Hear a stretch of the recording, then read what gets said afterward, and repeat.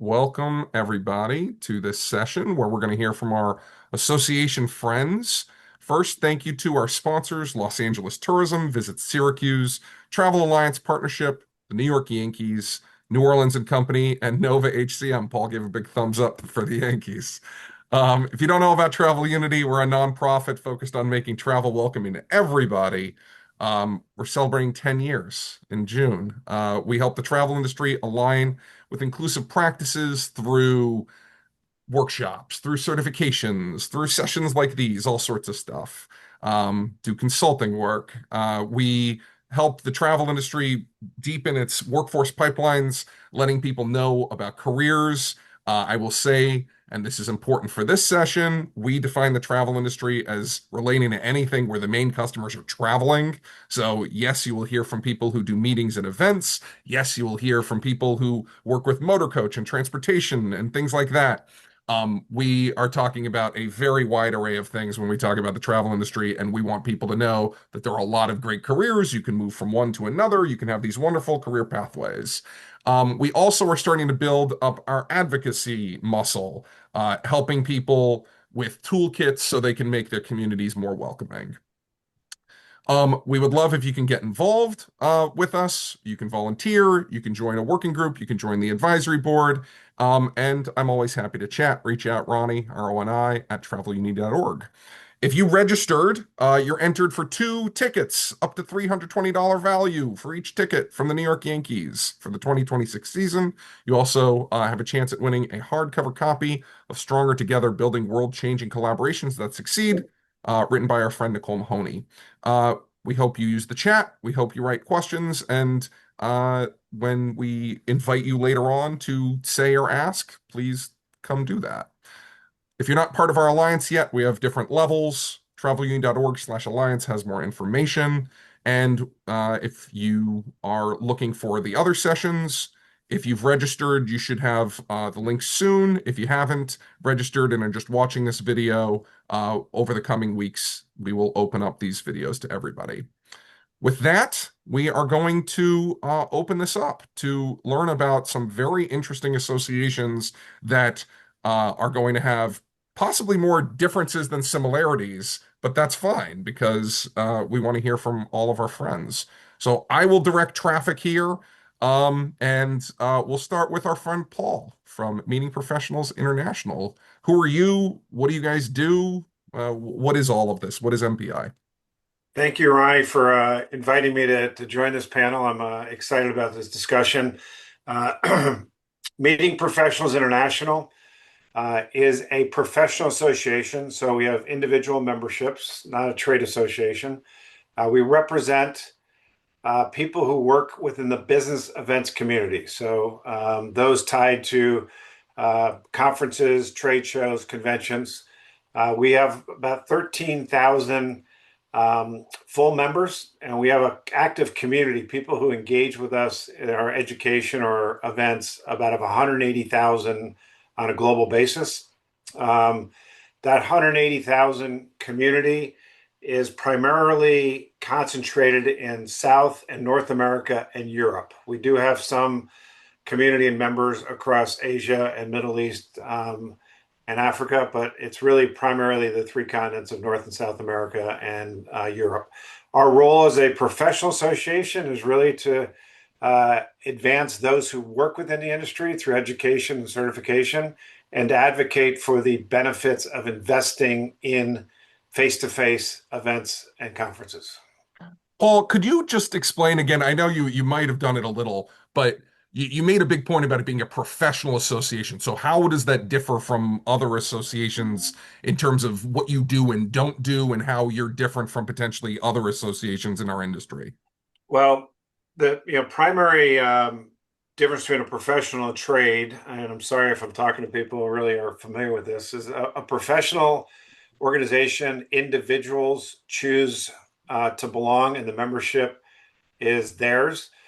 Trade association, the companies and organizations belong, and any of their staff or employees can benefit from that relationship. So, in my world, the largest association for associations, ASAE, is a trade association. So we belong to that as MPI. All of our staff can take advantage of ASAE's resources and educational programming. They don't have to join individually. So that's the big difference between the two. Then you get into the type of nonprofit, 401c or 6 or whatever, C3, C6. Those really get down to, can you lobby directly or not?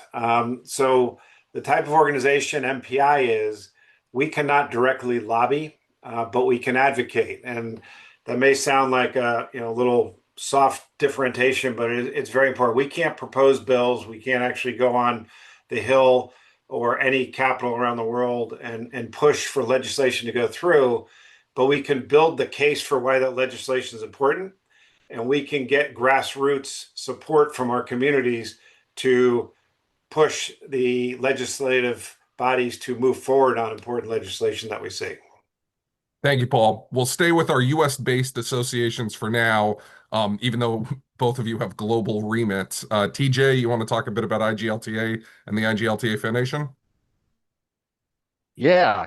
Hi, everyone. My name is TJ Chernick. My pronouns are he, him, and I am the Director of Partner Engagement for the IGLTA Foundation, the International LGBTQ plus Travel Association. So today I'm actually serving kind of a dual representation role. So I do the partnerships for our philanthropic arm of IGLTA, but as an association, IGLTA is the global leader travel association for LGBTQ plus travel. Our mission is to create inclusive experiences for LGBTQ plus travelers, and our membership looks like the broad swath, as Paul, you so lovely put it.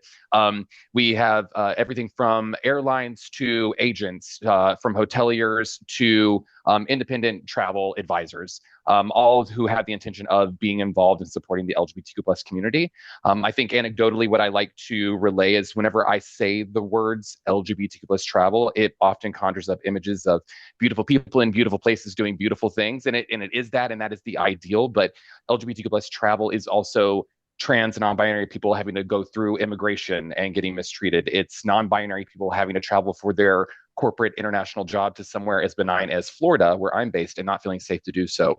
Or entertainers being able to travel for their job, such as being a drag performer. It's all of those things, and it's about safety. And that's really the heart of what we do is try to encourage a safe and inclusive travel, often working in places where it's not safe to be out, but knowing that people still do want and need to travel to those locations. So that is who we are.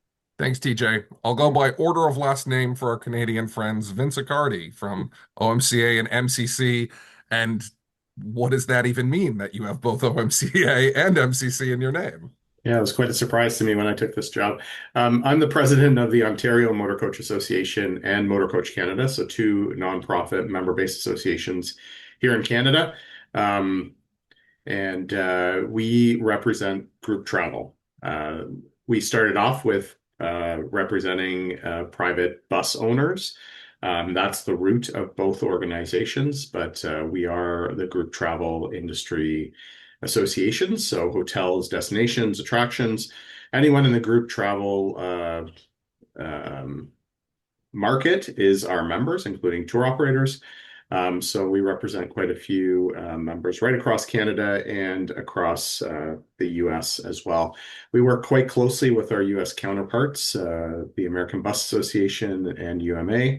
And we primarily lobby to the Canadian government and to the provincial government on regulations that will make it safer, easier for group travel across Canada and the US.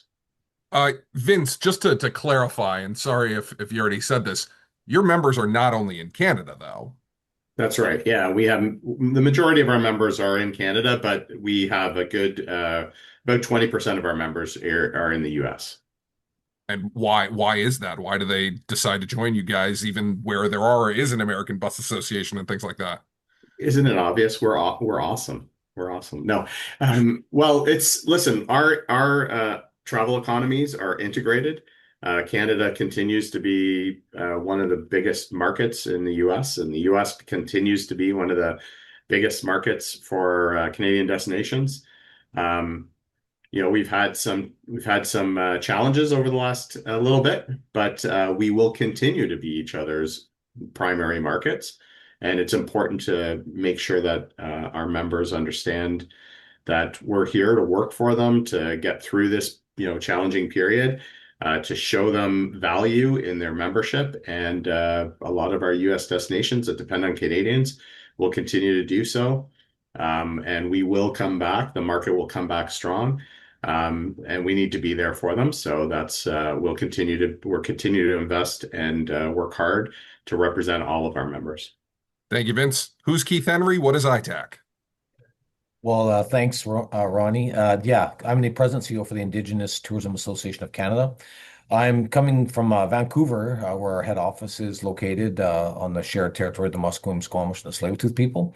And I myself am an Indigenous person from a Métis community in Saskatchewan, and I've been involved in this industry for 20 plus years. Great to see some colleagues I've seen at various events over the years, but primarily what we do is we represent roughly about 2,700 Indigenous owned and operated tourism businesses in our country. Some of them are large hotels, some of them are small mom and pop operators to, cultural adventure, restaurants.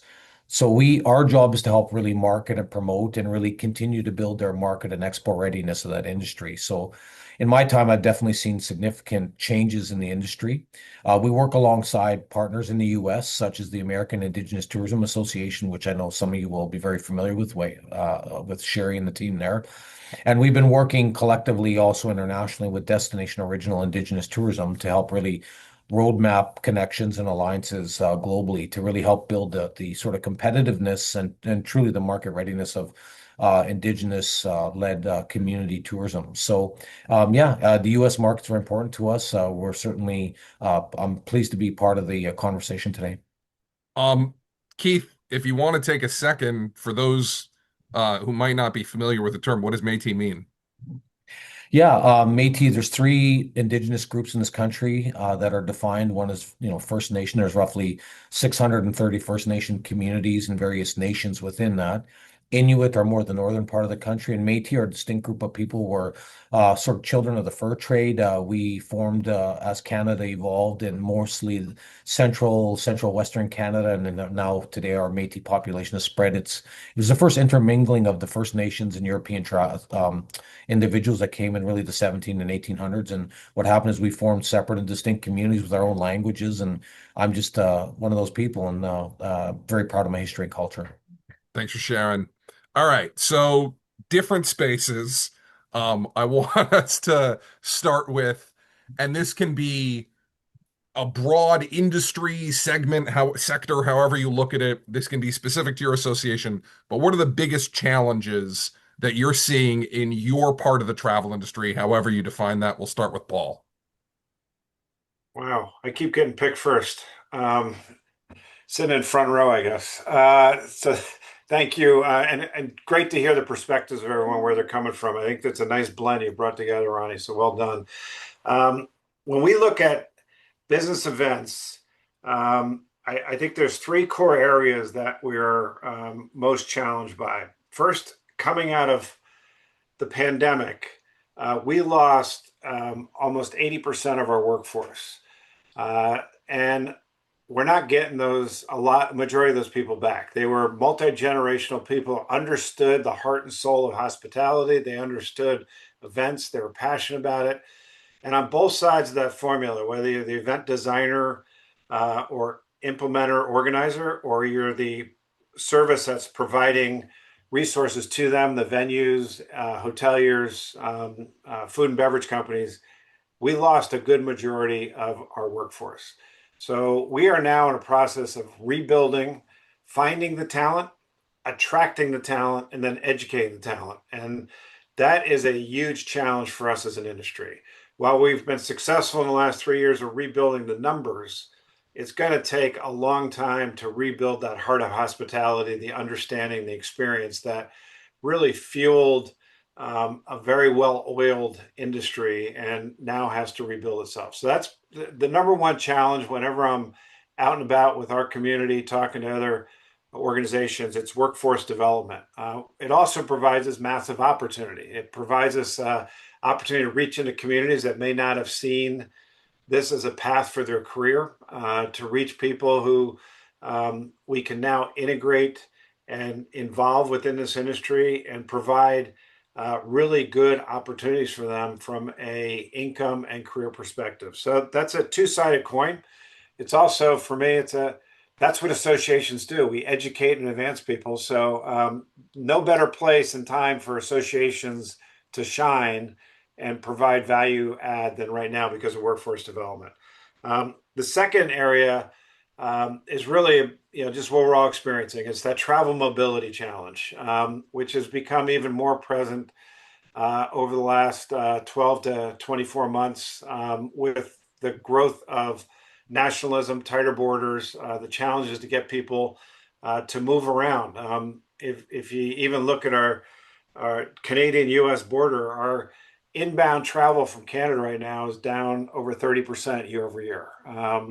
We hear about a number of international congresses, wherever they are in the world right now, their attendance is down double digits, mostly because of the international, whatever country it is, people challenged to get into that country right now. So travel mobility, another very significant concern. Some of it is short-term political driven. Some is, significant changes in culture and attitudes on some nations.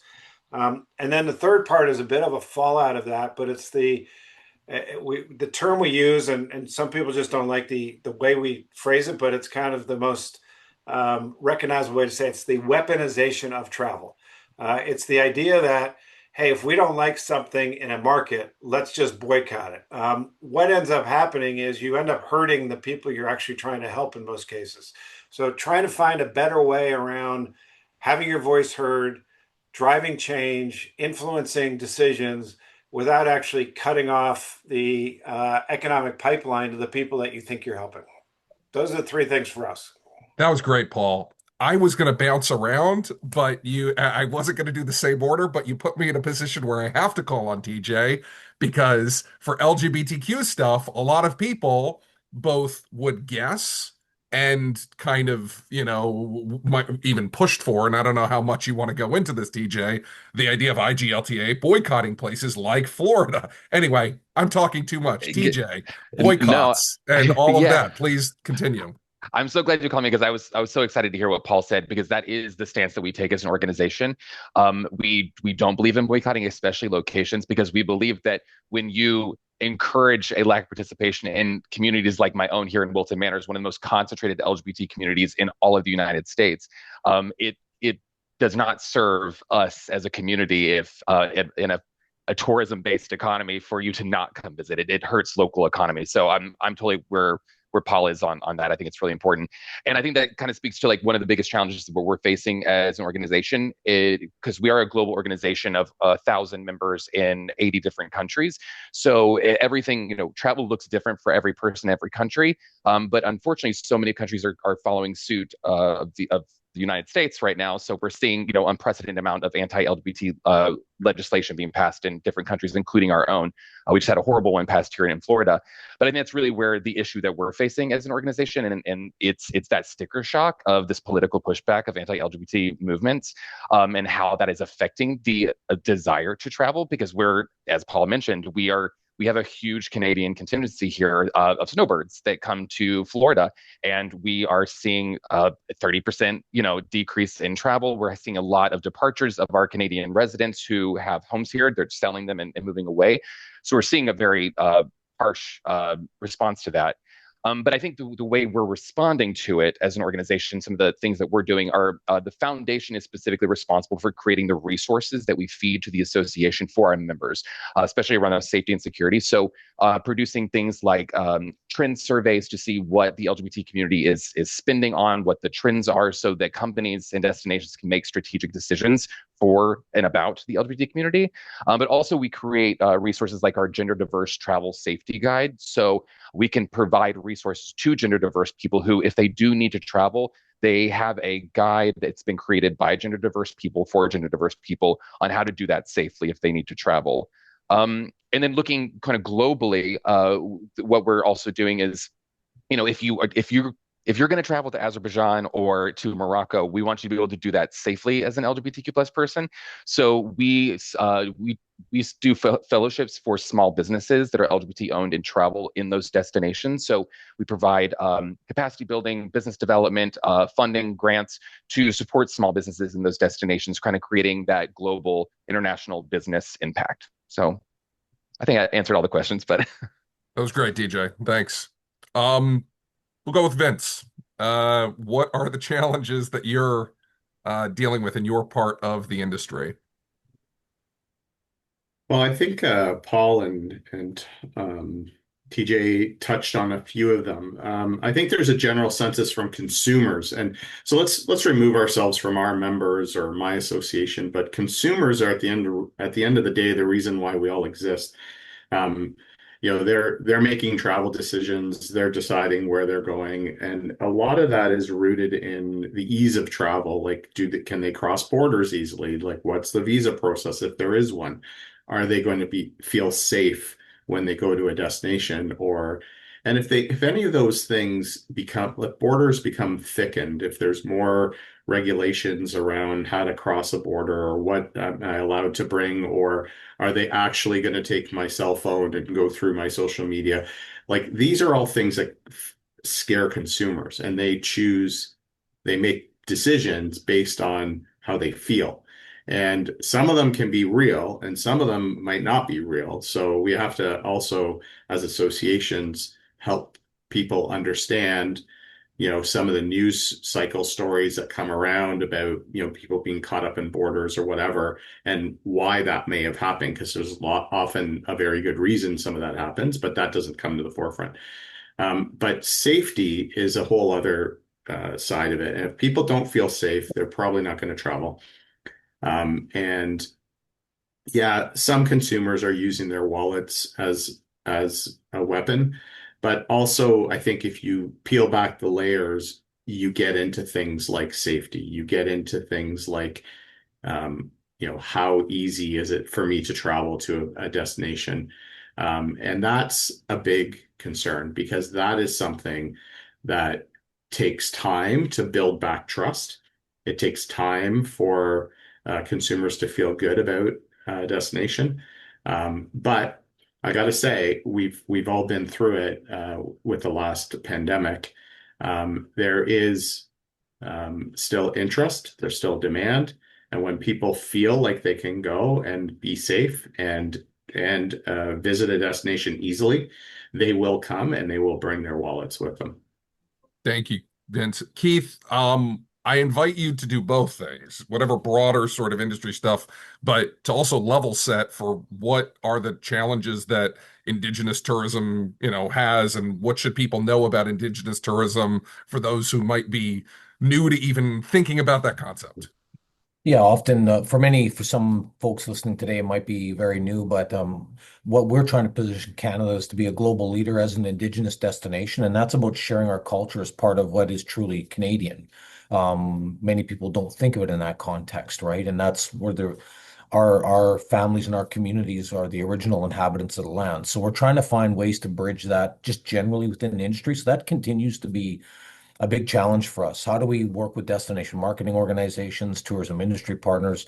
How do we help people understand if they're coming into Canada, how do they include our understanding of what does that itinerary look like? How can they add those experiences as part of it in a constructive way? So that's a big challenge for us, still within the industry. It's become a little better, but the truth is, that piece of that work and sustainability of building market-ready Indigenous tourism businesses and actually seeing stable support for longer-term marketing plans from DMOs, other things like it's a constant push-pull for our industry. And so that's a big challenge for us. It'll be very true in the US, the American Indigenous Tourism Association and others.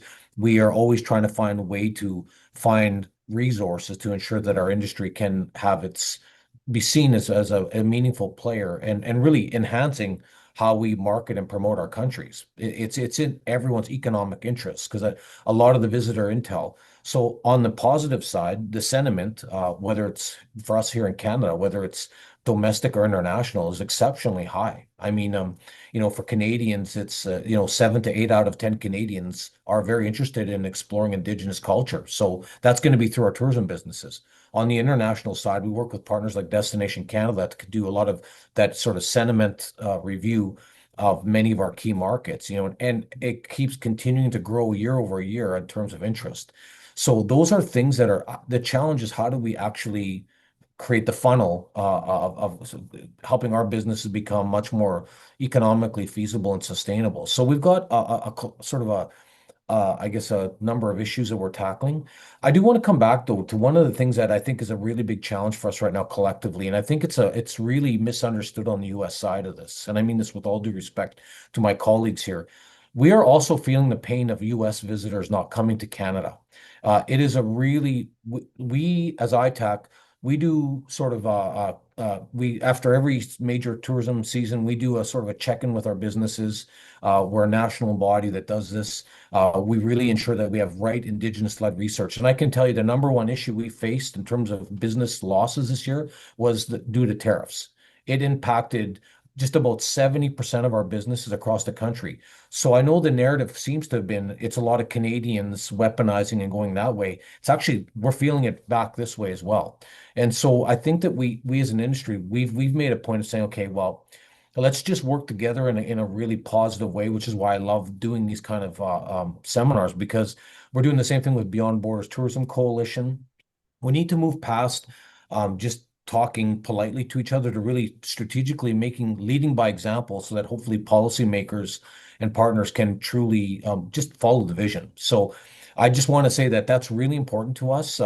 This was a significant loss to us. The U.S. is our largest we call them international market. It was about 30% of our business, and the numbers I'm talking about when we aggregate it all to about 1.6 to 1.7 billion in sales per year. We lost hundreds of millions of dollars this last summer, and we were expecting growth. So this is a significant loss to us, and so we just need to continue to work on that. And that's going to be one of our top focuses going forward, Ronnie. Keith, I want to stay on or come back to the Indigenous thing for a second because I think that, part of the context of this whole summit is the idea of America's 250 and the relationship in all ways, shapes, and forms between Canada and its Indigenous people and the US and its Indigenous people. It's just they're not the same story. So, in terms of reconciliation and the reckoning that happened around residential schools, I'm wondering, and where we're at now, because I know that you and I talked a little about the trajectory of where it was and where it might be now. Could you just give a quick primer on, what you see as the relationship between Canada and obviously, this affects how people see this and perceive and, just that lens, if you could, Keith. Yeah, I think each of us has a very difficult history with Indigenous communities, whether it's the extermination policies in the U.S. versus the assimilation policies here in Canada. The net result was not good for either country. But I think that as a tourism industry, we need to not worry about solving that. What we need to do is work with the communities and the businesses that are actually trying to help reconciliation. I'm a firm believer that Indigenous tourism here in Canada is reconciliation in action. I continue because what I see is although there's a lot of domestic support, there's also a lot of challenges domestically because we have a lot of push-pull with the rights of Indigenous communities versus local governments versus provincial territorial governments. I think that what I continue to always say in this space is that I think tourism is such a force for positive change. And the way we help as a tourism sector is we help lift these businesses up and really help do this in a constructive way, not as a social experiment or an add-on, but truly integrated as part of the industry. And I know that sounds probably somewhat too straightforward and probably too simplistic. But I think that, as Canada, what I mean by that is when we market, whether it's here in Vancouver or you're in Montreal or you're in Toronto, all the tourism industry, they should be adding Indigenous content in all those itineraries, all the packages, all the business and events, these are things we can simply do because those businesses exist. And so that's what I want us to think into the DNA of the tourism industry. And when we get to that place, we're going to help solve some of the other social issues that are out of our control, quite honestly. So, and trust me, I speak about this from a very passionate place because I have a deep family history with our conflict with Canada and residential school experience in my family. So but I don't expect tourism to solve it, but I hope tourism can help us lift up great businesses, great experiences. Education is how we help make things better. Thanks, Keith. Vince, is there anything that you might want to add? Yeah, please. I had my hand on the raise hand button, but Keith brought up a very good point. When we talk about visitations, it's not only US, Canada, it's the world making decisions. And it's important to understand that we're all feeling the effects of what's happened across the world, including Canada. Our visitations are down. There's lots of people that visit both countries at the same time, do a dual nation vacation. That is all dropped off. So we're all in this together. We are all truly need to get through this together. And so we're not, when we think about each other's markets, Canada, US, we're very tightly connected, and it's important. The better that US does is the better that Canada does, and vice versa. Thank you, Vince. So our fifth panelist, Donna, is not able to be on video, but hopefully she's able to be on audio. Donna, are you able to come on and introduce yourself and Caribbean Tourism Organization? I sure can. And my apologies. Good afternoon to everyone. My apologies with the difference in time zones. So, but I'm here nonetheless, and I'm so happy to be joining this esteemed group of panelists and to join you, Ronnie. Thank you so much for including the Caribbean in this important discussion. So the Caribbean Tourism Organization, we are an agency that is both public and private sector. So we're intergovernmental. And we represent 25. Oops. Donna, if you're talking, we can't hear you. Let me see if you muted by accident or nope, we just can't hear you. There is one. She's back. Donna, can you talk? Hi. Hi. You broke up. You were saying 25 Hi. governmental organizations. That's the last thing we heard. Okay, 25 governmental organizations. And I was saying that we're very diverse. Many times people think about the Caribbean and they think it's one destination. Yes, we are one Caribbean, but very diverse in terms of our experiences from a tourism perspective. So our role as the Caribbean Tourism Organization is to work together to promote the Caribbean as one, but also celebrate the diversity of our various destinations. So that's us in a nutshell. How would you describe, however you define your part of the travel industry? What are the main challenges that you're seeing?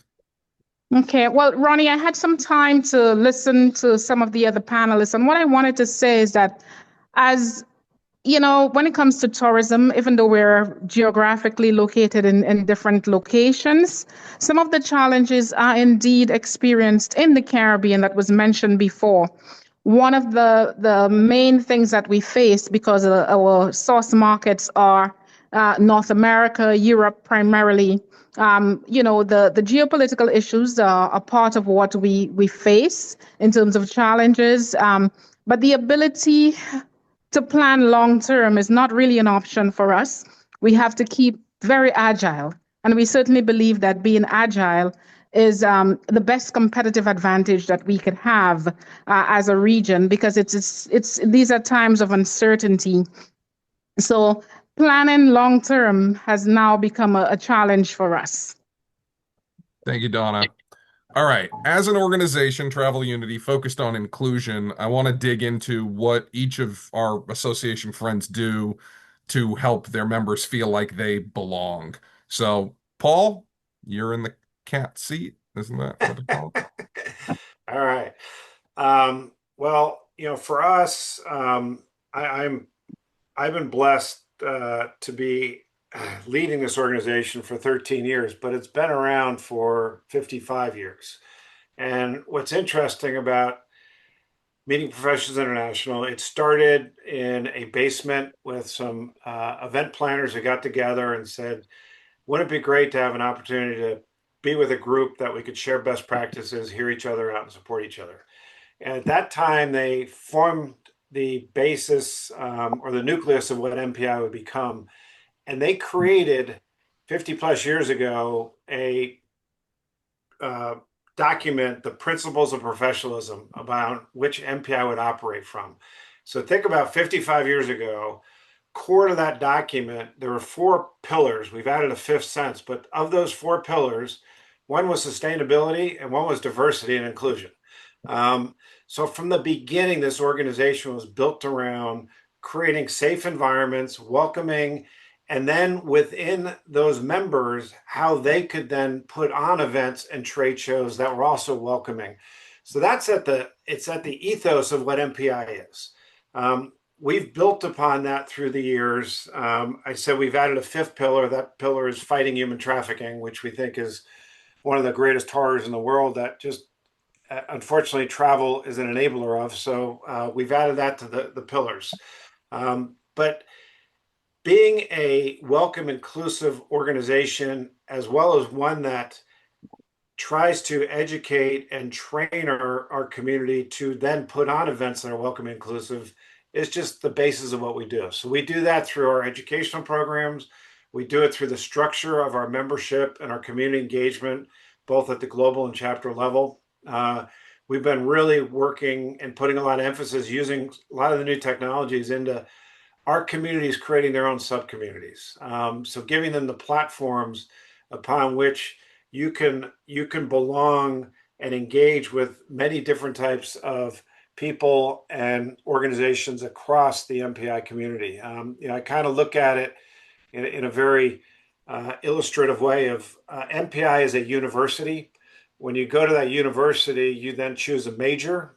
So your major might be, I want to focus on pharma planning. But then once you choose your major, you're now in a college within that university, and then you join a Greek association or you join an athletic group, you get involved in political organizations. So you begin to create all these little sub areas within your university experience. So we are trying to do that within the MPI global umbrella. So here's MPI.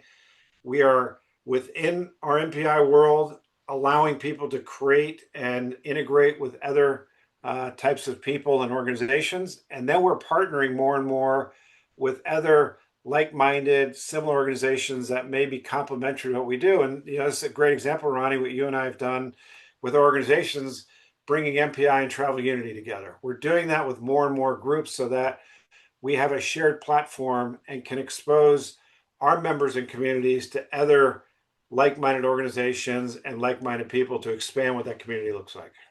Thanks, Paul. So Paul alluded to MPI and Travel Union having a partnership. So I'm now a new member of MPI, and I want to point out something that I thought was really interesting about your communities, the major or whatever within your metaphor, which is that the way they're framed. So there's the LGBTQ ones. There's I don't remember if it was Black or BIPOC, but there's these different identities. And the descriptions of them, some of them make it very clear that it's for the people of that identity. Whereas others make it clear that if you are an ally or you're somebody who supports, these folks, that was appropriate there. So I found that to be very interesting that each group was able to kind of make its own culture around, is this open to everybody or is this really an affinity group where you should be part of this specific identity? So I appreciated that those groups were able to make those choices. Vince, what does OMCA/MCC do to make sure its members feel like they belong? And, has that changed at all during your tenure in terms of what people's relationships with associations looks like? I know that this is something Paul said on our prep call, that just the way people engage with associations has changed. So Vince, have you seen that within your tenure?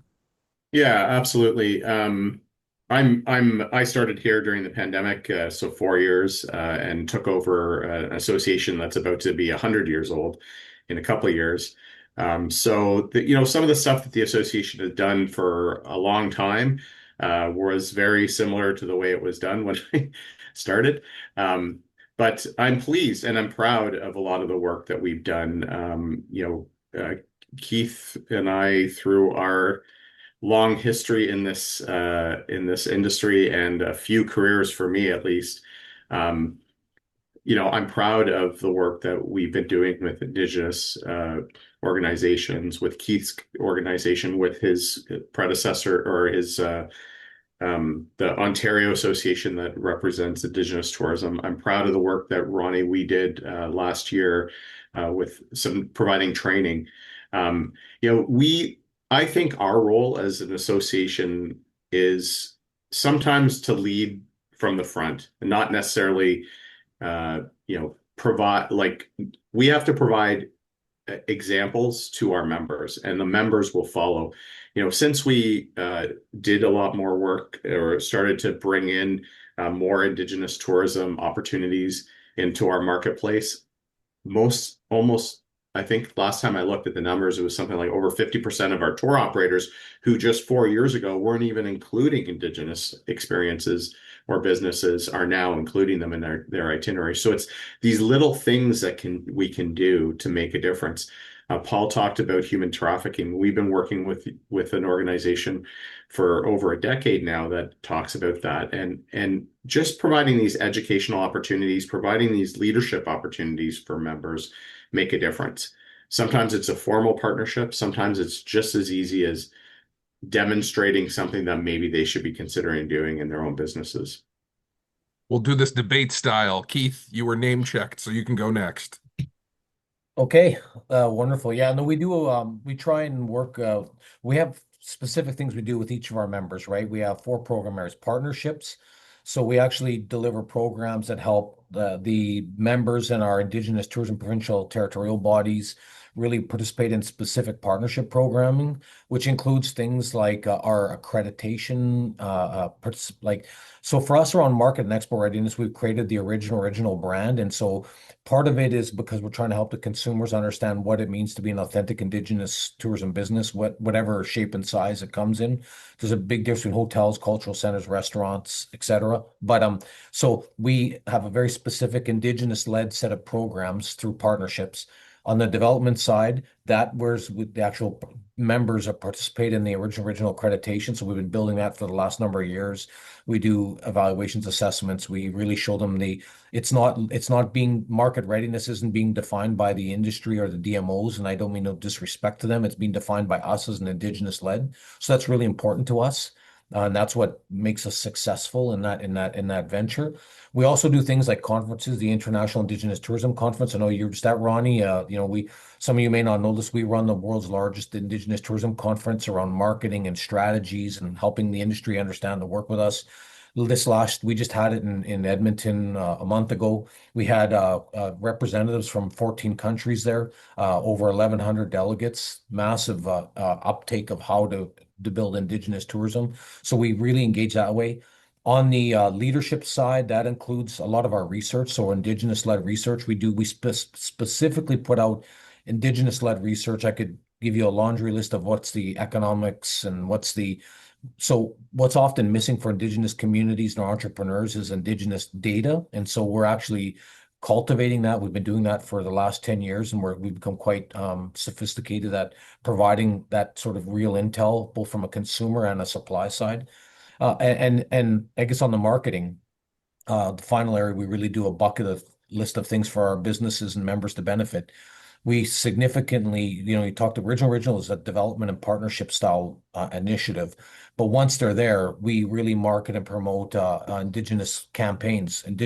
We say in this industry, it's not about us without us, because Canada and many DMOs, as well intended they are, if they don't understand how to market and promote us, they may not reach the consumer in an effective way. So we've really helped. We now facilitate a national strategy. We provide guidance to DMOs and partners. So, anyways, lots of things we do for members to benefit, and they really see an Indigenous-led approach, which is what will make it ultimately successful for the industry at large. Thank you, Keith. Donna, you already alluded to, you're working with literally countries, and then you also have the private sector. So how do you navigate making sure that such different entities and individuals behind them feel like they belong within CTO? Yeah, so Ronnie, what we recognize that our members are looking for beyond access. They're looking for relevance, they're looking for responsiveness, and they're looking for real value. For instance, my engagement prior was our partnering with a private sector organization to bring forward to the Caribbean an initiative called the Caribbean in 365 days. And we've partnered with this private sector member so that we could deliver that to our public sector members. So we understand that one size doesn't fit all, and we have to meet our members where they are. We, as a Caribbean Tourism Organization, we organize at least once a quarter engagements of different sizes. And within those engagements, personally, I create an avenue where I call it one-on-one with the Secretary General, where you could meet with me, you book it and you meet with me one-on-one. So I could understand your priorities and I could match you to the right destination, to the right minister, to the right tourism leader. So our approach is very, very hands-on. We do general things, but my personal approach is to be very hands-on and to also make myself available to my members. Thank you, Donna. TJ, rounding this out, and then, we'll probably swing back with everybody. If you can also talk more about resources, which some of the folks already alluded to. So, how do you make people feel like they belong? And we don't have that much time left, but I do think it's important to talk about some of the shifts in IGLTA because I've seen it, within this partnership and time we've had together where you guys are not the same association you were a few years ago. No, I'm glad you brought that up, and I would be remiss not to also. My cat wants to be in this webinar, so I do apologize. Um, so I throughout the webinar I've been saying LGBT or LGBTQ plus, but whenever I'm saying those, I do mean the 2S LGBTQIA plus community. I'll do the broad spectrum of the community, and that's exactly what you're saying, Ronnie. Like IGLTA started in 1983 as a small network of hoteliers between Miami, New York, and LA, all white gay men who were just trying to provide a safe network for other white gay men to like have a place to go. And then it became the Gay and Lesbian Travel Association. Now it's the LGBTQ plus Travel Association, and that is in itself like how we've grown. It's the ensuring representation where we can, and in practice as an organization, what this also looks like is like our gender diverse travel advisory group, which is a group of tourism professionals that are all gender diverse, specifically addressing issues for trans and gender diverse travelers and for their issues in the industry. We've also had things like our WeLead program, our women's leadership program for LGBTQ women, and giving them opportunities and visibility. And that's how we're addressing it for our members, is creating those spaces led by those people for those people. And that way that our members can see that they're represented fully. And when they come to our, since, Keith was talking about his convention, we have a global convention too that occurs around the world. So we are bringing those, like the Gender Diverse Travel Advisory Group, we're bringing educational content and meetups and opportunities at the convention. So industry leaders, those people could also have a space for themselves, but also industry leaders who are curious and want to know how to better serve the different letters of LGBTQ plus, how they can do that and do it authentically. TJ, 20 seconds or less, any resources that you want to share that IGLTA has? Yes, if you go to IGLTA.org /foundation, the foundation has all of their resources there, including our gender diverse travel safety guide, our different studies that we do around trends and reports. You'll find everything there. Our HIV travel guide, which helps HIV positive people be able to travel safely. A broad swath of resources I would highly recommend for everybody to check out. Thanks, Ronnie. Thank you, TJ. Paul, you have a question for you. Samantha, you can tell me if this is a reasonable phrasing, but basically you listed a bunch of problems. What are the solutions? Well, I think starting with workforce development, we are very much working across our industry on programs to educate the younger generations and potential career transitioners about career paths within business events. So the historical perspective, not just in the States, but around the world, in a lot of cases, is that hospitality and specific business events is something that you do on your way to something else. So if you're going to a trade school, if you're going to a university, you pay your bills by working in hospitality. You bartend, you make beds, you work in food and beverage. We're trying to educate that no matter what your passion is, if you're an engineer, if you're a finance person, if you are a creative person, there are career paths within our industry that you could spend your entire career within business events and advance and be fulfilled. And there's many career paths that don't require a formal education. I'm not sure about some of your other industries that are on the call here, but what struck me when I joined this industry 13 years ago, not the association side of business events, is that the number of CEOs that do not have a formal college education. They've come up through their bootstraps. They started at a hourly job and worked their way through hard work, perseverance, as my mother would say, God bless her soul, stick-to-itiveness. They've advanced on to run big organizations. So there's many elements there. So the first thing, the workforce development one, it's about educating awareness and advocating. In the past, we advocated for the investments in business events. Now we're advocating for the people to invest in themselves by coming to business events and build their careers. So I think that's number one. I talked about travel mobility. That is where, while we can't lobby, we do need to advocate and educate. And talking about the importance of how travel itself is one of the most beneficial things to society, how it opens up awareness and helps economically, it helps politically. So we've got to continue to talk to the right people about why restricting travel is actually undermining nations as opposed to benefiting nations. So that, again, is an education and advocacy position. And then the third thing I talked about is weaponization of travel. Thomas talked about how his organization tries to educate people about the negative side of that. Again, it's an education, and it's showing the data, it's proving it out, it's trying to get to some of the organizations that think this is the way to drive change, when in actually effect is undermining change. So you really come back to all three of those areas, getting a focus on education, advocacy, and then really it's building a big tent. We realized workforce development was not just our issue, it was many organizations' issues within business events world. We're all doing our own thing. Over the last 12 months, we've tried to bring that together to say, the more voices that are saying the same thing, the more impact we're going to have. So building unity around the message and consistency around that message is how we are approaching each of those three big areas for us.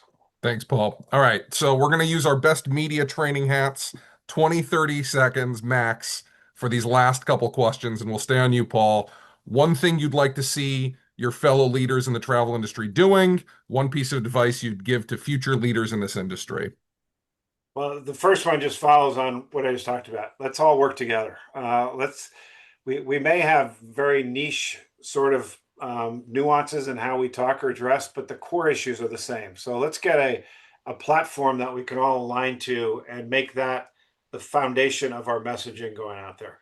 And then for people joining our industry or new to the industry or new to their careers, it's as simple as just get involved.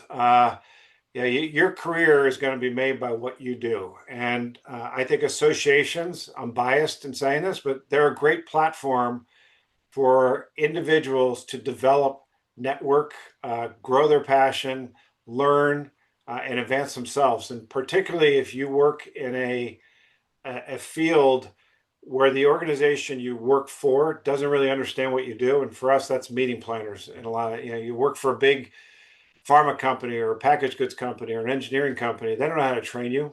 So you go to your association, that becomes your career home. So find a career home.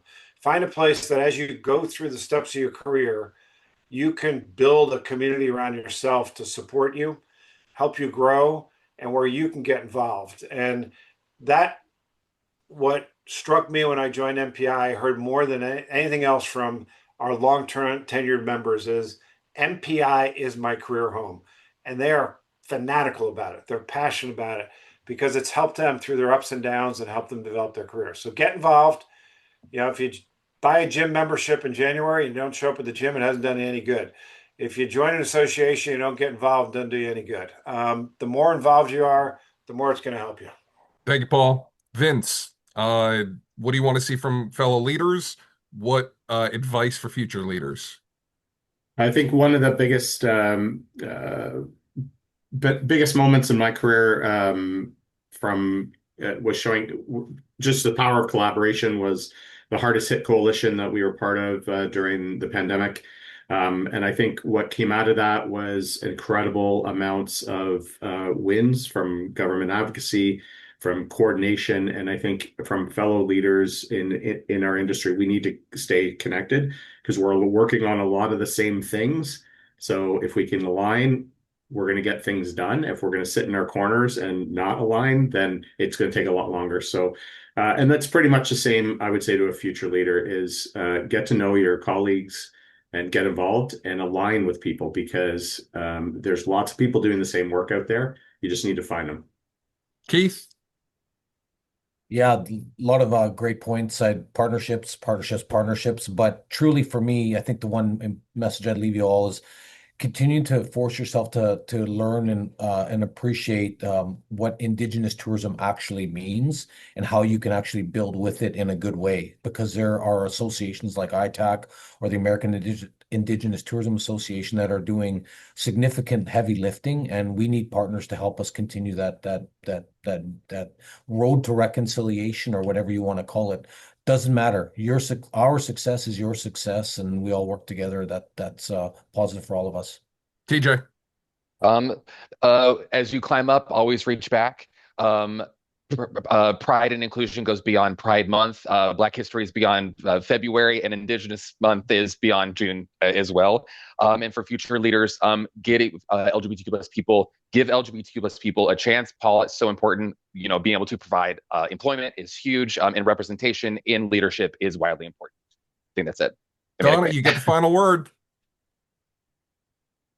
Thank you. I'm happy to do that. For my current leaders, I would say choose collaboration over competition. And for future leaders, I will say come, join this industry and reimagine tourism together with me. Awesome. I want to thank all of our panelists. I want to thank our attendees, and I want to thank anybody who's watched this after the fact.